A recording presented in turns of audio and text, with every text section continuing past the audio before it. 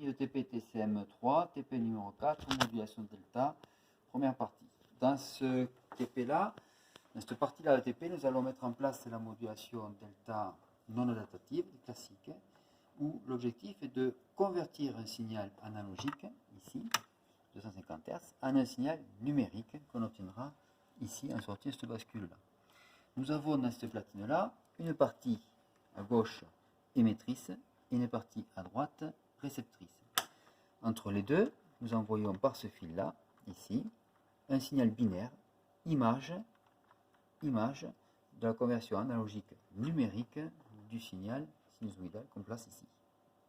Comment on va s'y prendre dans un premier temps? Donc, ici, nous avons un comparateur qui va comparer ce signal analogique à un signal qui revient d'un intégrateur composé d'un amplificateur opérationnel.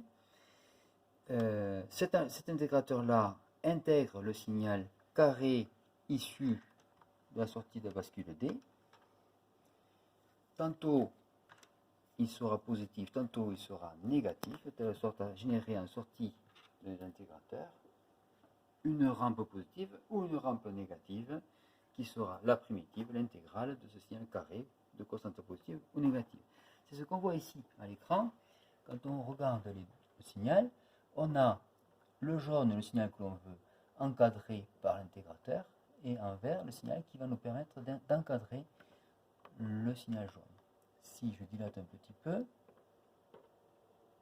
je fais un stop, on voit bien que notre signal jaune est encadré par un signal vert issu de l'intégrateur qui a des rampes tantôt positives, tantôt négatives qui vont venir encadrer mon signal jaune. Ces rampes positives sont positives parce qu'on vient d'envoyer un 1, elles sont négatives parce qu'on vient d'envoyer un 0. En réception, donc les 1 et les 0 sont envoyés par ce fil-là. Les 1 et les 0, on va les mettre à l'écran. Donc je laisse le signal vert à l'écran et on va voir les signaux 1 et 0. Hop là.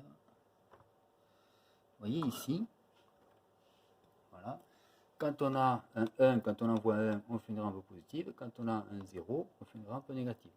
Et donc à l'arrivée, on voit bien ici un signal composé de signaux triangulaires qui se traduit par une suite binaire de 0 et de 1.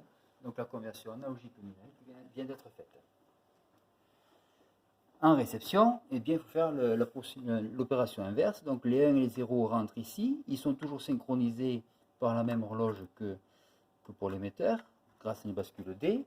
Cette bascule D reçoit le signal. On l'envoie dans un level changer, comme au niveau de l'émetteur, qui va transcrire les 1 et les 0 qui sont compris entre 0 et plus 5 volts en une tension comprise entre moins V et plus V, qui servira de référence d'intégration à l'intégrateur pour faire une rampe tantôt positive, tantôt négative, par intégration d'une constante positive ou d'une constante négative. Et on obtient alors en sortie d'intégrateur, ici, l'intégrateur du récepteur, on obtient à nouveau un signal triangulaire.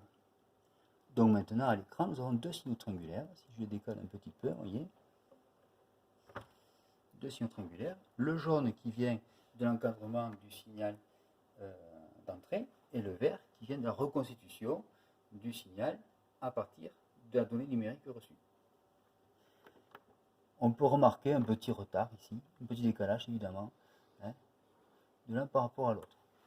Ici, on a en jaune le signal de sortie et en vert le signal d'entrée. C'est pour ça que le signal jaune est un petit peu en retard par rapport au signal